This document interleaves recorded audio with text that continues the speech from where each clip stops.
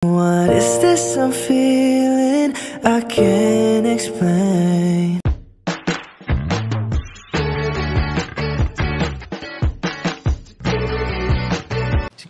Si Kuya Jens, ano yan, reactor natin yan.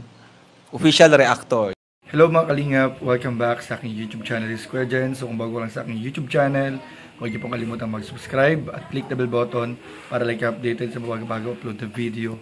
At huwag po natin kalimutan suportahan ang Puting Kalingap sa pangunguna ni Kuya Val Santos Matubang, Ate Edna Vlog at syempre Kalingap Rob. At pakisuportahan din po ang mga kasamahan sa Puting Kalingap. Nandiyan po ang K-Boys, Kalingap Partner, Kalingap Reactor at lahat po ng charity vlogger sa buong Pilipinas. Tumutulong sa mga kababayan natin na lahat mahihirap. Suportahan po natin lahat, guys. So ngayon mga Kalingap, muling nagbabalik po ang ating pag-reaction video. Subukan po natin kahit maraming nangyari mga Kalingap. At ngayon po ay magbibigay po tayo ng update sa mga naghihintay po ng part 48 ng Tambalan Jomcar. Kasi kanina po mga Kalingap ay nag-live po tayo at meron pong bulong si Kalingap Rob, si Direct Kalingap Rob, patungkol po sa kaganapan kanina sa shooting po ng Jomcar part 48 na mamaya po ay pag-uusapan po natin. Pero bago yun mga Kalingap ay panoorin po muna natin yung ilang mga video clips at highlights po ng part 47 ng Tambalan Jomcar. At mamaya po mga Kalingap ay bibigay tayo ng mga bulong update sa abangan po natin part 48 ng Tambalan Jomcar bukas mga Kalingap.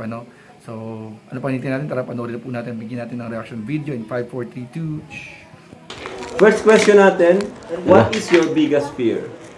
Ako yung mawala yung mga taong mahal ko sa buhay. Yung magulang ko na hindi ko pa natutupad yung pangarap ko sa kanila.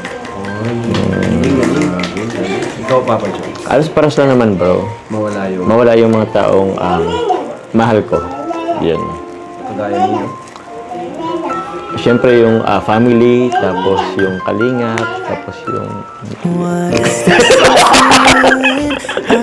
Okay. Yun lang ba ang biggest fear? Ha? Wala ang family members. Oo. Maliban doon. Ano pa? Yun na siguro. Meron ba ba? Ikaw. Maliban doon sa mawala ang yung magulang. Siyempre kahit sino naman, matik na yun eh. Matik na yun eh. Family members, oo. Kumbaga maliban doon sa mawala yung loved ones. Maliban sa mawala ang loved ones. Ano pa? Carla. Matuklaw ng ahas mo.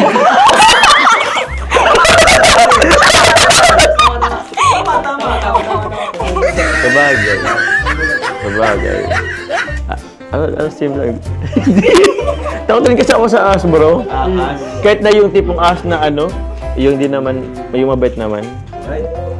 So, 5 things you cannot live without. God. Family. Food. Ano pa? Gadgets. Gadget like cellphone. Money. Wow, ganun praktika. Sino lang yung mahalusin? Ginagaya mo din. Oo nga eh. Siyempre kasama na yun. Siyempre si God, yung family, yung loved one, technology, internet. Okay. Ano nagpapasaya sa'yo, Carla? Yung makita po yung mga taong mahal ko na masaya. Yung mga importante sa akin. Masaya ka ngayon. Kasi nakikita mo yung importanteng... Tama naman. Siguro ang saya ng puso mo ngayon. Masaya si Carla rin, nakita ko. Blooming siya eh. Ay siya, Ikaw, Papa Joe, ano yung nagpapasaya sa'yo? Siyempre, halos parehas lang din. Ikaw nga unahin ko sa sunod. Kaya nga eh. So, kanina nagpapasaya. Ano yung nagpapalungkot sa'yo? Parang sa akin, siguro magkaroon ng sakit yung family member, parang ganun. Tapos, yun, kasi, kaya naman tayo nabubuhay dito sa mundo para sa kanila, para sa mga tao mahal natin. So, ang family, ang mga mahal natin sa buhay, kumbaga, sila yung nagpapasya, anong tawag doon? Sila yung strength natin at the same time sila din ang weakness natin. Saka na parang ikaw naranasan mo talaga ito. Oo. Yung pinaka-deepest sad mo. Ano yung deepest sad ko yung nawala talaga si Papa. Sinare ko rin kay Carla doon sa episode na. Oo. Yung talaga yung pinaka-deepest mo. Oo, parang sadness. Oo, heartbroken, mas malala. Matagal ka bang matagal kang nakamove on? Ewan ko kung maka-move on. Siguro hindi. Until now, Siyempre hindi. Siguro nasasanay na lang din na he's not around. Pero wala, parang hindi ako makamove on sa ano na yun eh. Sa ano na yun. Yun. Grabe. Ikaw naman, Carla, what makes you sad? Kapag nakikita ko may problema yung mga magulang ko, tas Gaya ng magkaaway sila, ganun, nag-aaway. Nagsusuntukan ba?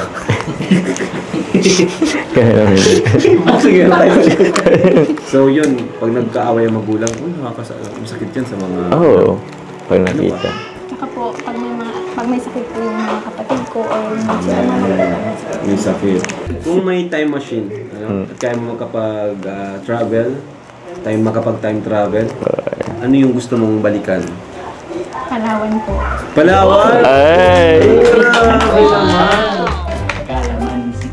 Kalamansi. Okay, so ikaw, Papa Jones. Yun siguro Palawan, Hong Kong. Yun. Tapos Hindi, siguro yung mga personal.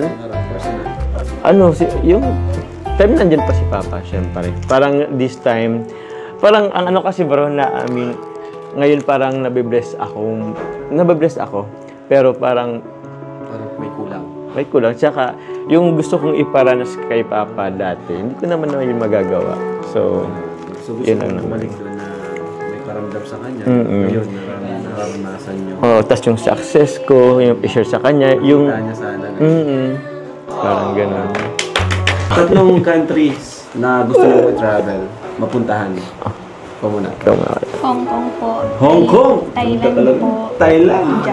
Japan. Japan? Grabe. Oo. Ikaw, Papa George. Nakarating ka na sa Hong Kong? Nakarating ako sa Hong Kong, pero siguro, this time naman, Japan, tapos Singapore. Tapos, saan pa ba? Sa US, America. US? Oo. Tell me something your fans doesn't know about you. Madaldal po ako. Madaldal ka? Madaldal ka pala? Ako di ko alam. Hindi, totoo, maganda yan si Carla. Alam mo pag mga komportable na siya sa mga kasama niya. Ganun. Kasi, syempre, sa unang mahihiyain talaga yan si Carla. Pero madaldal si Carla. Kumbaga, mabilis siyang makisama. Yun yung ano doon. Madaling makisama. Ikaw, bro. Nag-iisip ako, bro, eh. Wala alam sa'yo. Kasi madalas kasi makita ko sa comment ko, parang lagi akong tumatawa, parang lang hindi ako marunong magalit. Nagagalit rin po ako. Oo. Yun din lang. Pero nagagalit din po ako. Nagpapagalit sa'yo? Ano ba napapagalit sa akin? Ano yung bagay na dahil doon nagagalit ka? Siguro pag pinapakialaman nila yung mga let's say mahal ko sa buhay, yung mga okay lang na nila ako kahit ako lang, pero yung na yung ibang tao, wag na.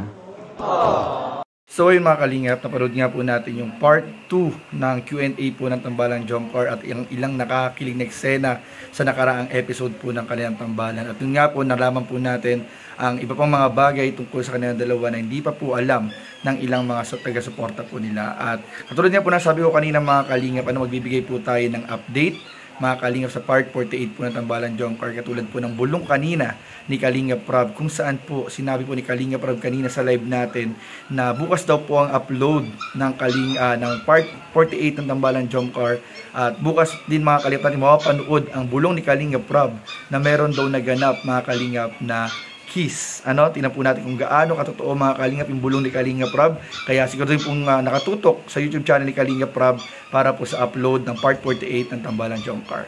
So yun lang po mga kalingap, at maraming po salamat sa inyong panonood. Please don't forget to like, comment, share, and subscribe sa ating mga video. Maraming po salamat. God bless. Bye-bye.